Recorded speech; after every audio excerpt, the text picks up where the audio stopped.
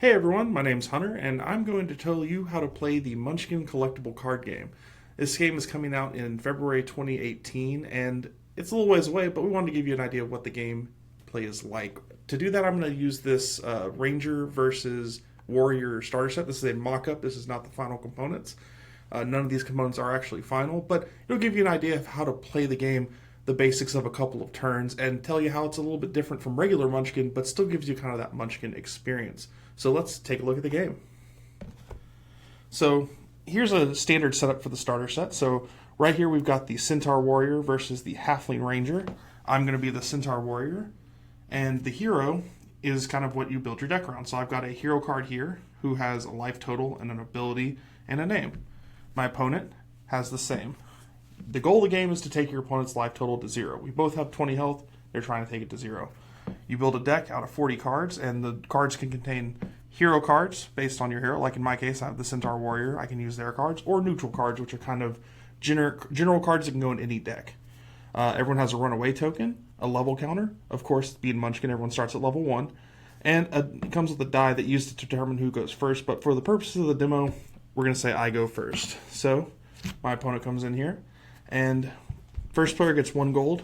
Second player gets 2 gold because they have to go second. They have to have a little bit of an advantage.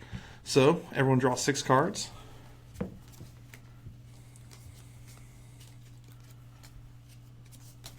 And there's a few different types of cards in the game. We're going to run through those. You have some loot, which are usually weapons and armor and things like that to protect you. You've got allies, which are friends that'll protect you, or friends that you'll toss under the bus.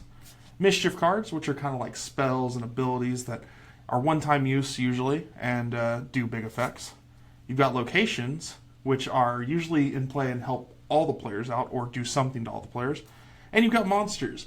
Monsters are kind of the key to the game because they're going to be what you're hiring to attack your opponent. So in this case, we're going to play a few things. So I've got a land, a location card. I'm going to go ahead and put that into play in front of me. Everyone can have one location.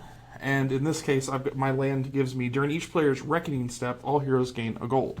So there's a few different steps to the game. Right now we're in what's called the Munchkin Phase, where you get to play cards and hire monsters and do stuff. At the beginning of the turn, there's something called the warm-up phase, where you kind of reset everything. Since this is our first turn, we didn't have anything to reset. So I have a gold here available to me. I have a Centaur Warrior, which has the ability to zap, deal 1 damage to target hero or monster. Zapping is turning the card sideways and affecting it. You may have seen something like this in other games, but it's called zapping in ours. So what I'm going to do here is I'm going to do one more thing before I attack, and that's play a loot. So we're going to play this Discount Cudgel, which is a weapon. We'll show you how those work in a sec. I only have 1 gold, so I could hire this ally and spend my 1 gold for the turn, or I could try to attack with monsters. So I'm going to do this. So I have this field armor here. My opponent doesn't necessarily know. Pretend that you're not listening. And I'm going to try to hire a monster. Monsters have a few different things going on. They have a gold cost, they have a power, and they have a life total. So in this case, this one's going to cost 1 gold, and it has 1 power, and it has 2 hearts. It also has the ability, if I overpaid, I get to draw a card. We're going to ignore that because I don't have enough gold to overpay for this monster. But the fun thing with monsters is you can play monsters face down when you attack, and that's what you're doing all the time. So I'm going to do this and put 1 gold on it. My opponent doesn't know what that is necessarily and has a few options. So in this case, she could just take the damage or make me flip the card over, or they could use this Runaway Token. A Runaway Token is 2-sided, and you can decide to run away during your turn, which would just be flipping it over, and you automatically get away from the monster. The other option is just to take it right now. She doesn't have any loot in play to defend herself, so would you like to run away? Okay, so she used her Runaway Token, which does a couple of things. So right now, she doesn't get to see what this monster was. So this could have been any card from my hand. She doesn't know that. I could have played any card face down. It could have been a mischief card, a land card that doesn't do anything. I could have just bluffed her. It goes off to the side in what's called a stash. Your stash will come back to you, which we'll explain in a second. But your stash isn't permanently gone. So now I get my gold back since she ran away from it. I could play something else. So instead, I'm going to just pay my 1 gold and play Bodyguard, which is an ally.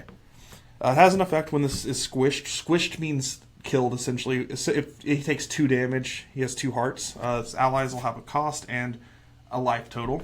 So if he takes 2 arch worth of damage, goes away, gets squished, and gets an effect. So that's my turn. So going to my opponent's turn, a few things happen. Well, first off, before we go to my opponent's turn, I have to level up. So we use these level counters to determine that. So I start at level 1, I go up to level 2, and I get gold equal to my level. I go up to the amount of gold equal to my level. So I have 2 gold. So right now I have 2 gold total. If I'd already had a gold and I went up to level 2, I'd only go up to a 2 total. You just go up to the total amount of gold. Okay, so going to my opponent's turn, a couple of things happen. First off, this Runaway Token will flip. You'll draw a card. Alright. Now, same options. You'll have the option, we go into the Munchkin phase where we can play locations and allies and hire monsters. So let's go ahead and play one of your weapons, your loot there. Now, one thing I didn't mention before, but the reason we're able to hire this kind of loot is because the star up here determines its level. So right now, my opponent's at level 1. This has a 1 star, which means you can hire this one weapon. This one's a 0, so I can pretty much always have this. They also have a power and a toughness on them that determines how much power they damage they do and how much they defend against. So, do you have a location or anything like that? Perfect, you do have a location. And actually, I did forget to trigger my effect here. So during the reckoning step, we both get an extra gold because of my land.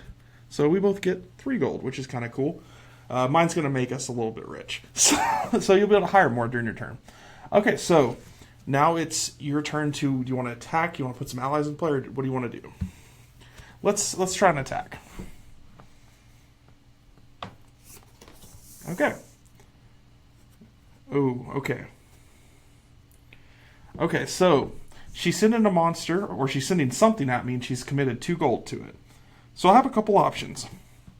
I could throw Bod E Guard in front of it. I could throw the Discount Cudgel in front of it. But doing that will exhaust those things, or zap them. So it'll essentially be a one-time use. So I'm going to use the Discount Cudgel. When this deals damage, roll the die. So we'll see if it does damage. So I'm going to go ahead and zap it. And let's see what you did.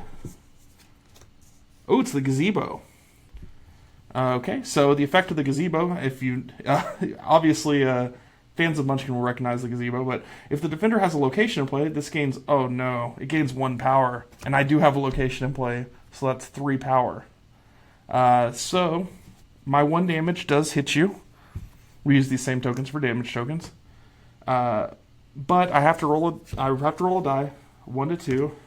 Nope, it's fine. So it doesn't do anything. It just goes back here. If I'd rolled a 1 or 2, my weapon would have gone away.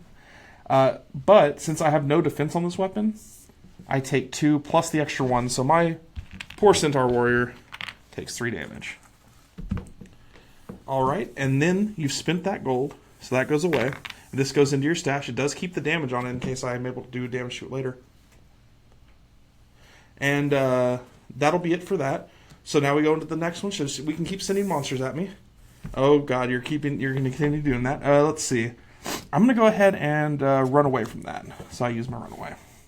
So that just goes to your stash.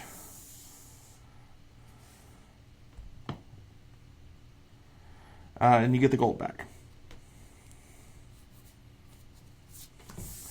Oh, more monsters. Okay, I'm going to send Bod E Guard against this one. So I go ahead and zap Bod E Guard. And we'll see it. Ooh, okay, so this is cool.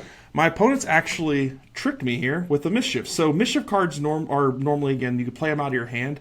But since it's not actually a monster, this is called cheating. So you've actually cheated. But this is actually kind of cool. So you take a damage because you cheated. But you get your gold back. And you've wasted my bodyguard now because I can't use it. So you've kind of drawn out my defenses, which is kind of the goal of the game. You're trying to get through my defenses. So now it goes back to you. If you want to play any more monsters or maybe play other things from your hand, this is the time. Cool. Okay, so you have a Beagle Scout. And that's another cool one too because it can be played as an ally. It also has Monstrous, which with the Ranger's effect lets it play as a monster or something along those lines. It has multiple functions. So that's your turn. So at the end of your turn, just like before, you'd go up a level. Nope, not to 10. There you go. you would get 2 gold. I could, at this point, use my Zap ability to hit you for 1 damage, because that's what mine does. Yours regenerates, which I'm going to do. Okay, and then it comes back to my turn. So my turn happens. So we start. This is where the warm-up phase kind of comes into play. So that you have to flip your Runaway Token, and then you unzap everything. So I'd unzap my heroes, my loot, my allies, things like that. We'd have to draw and move into the Munchkin again. And that's really it. You just go back and forth like that. You're playing monsters out. Also, I'm sorry, I missed one step. Get my stash back. So anything that's in your stash comes back to your hand, and then you'll draw your card. So that's really it. You go like that, keep bluffing back and forth until one person is down to 0 life left on their hero. Usually games go pretty quickly, about 20 minutes or so. And as you can see, there's a ton of bluffing that goes into it. My opponent here was able to play 3 different cards, hit me for a ton of damage, and draw out all my defenses without me being able to do much, because I couldn't call their bluff. So guys, that is Munchkin Collectible Card Game. Like I said, this is going to be out in February 2018. We'll have a little more of a detailed how to play as it gets closer, but this is a little bit of a teaser just to give you an idea how it plays a little bit differently. Obviously, this is set in the Munchkin universe. You saw the Gazebo. You saw a lot of the other iconic monsters. There's tons of different artwork in this game. But this was a little bit of a different experience if you're used to the existing Munchkin game. This is designed by Eric Lang and Kevin Wilson. And if you tune in tomorrow, we're going to have another Munchkin How to Play. It's going to be Munchkin Shakespeare, so check that out, guys. And if you want to follow along with more Munchkin Collectible Card Game news and updates, check the description below, and you'll find the Munchkin Collectible Card Game Facebook page, where we'll be posting this as well as other news and things like that come up, because we're continuing to test and do some fun stuff in the office now for future sets as well, so you'll be up to date on that stuff. So, guys, thank you for joining me, and we'll see you next time.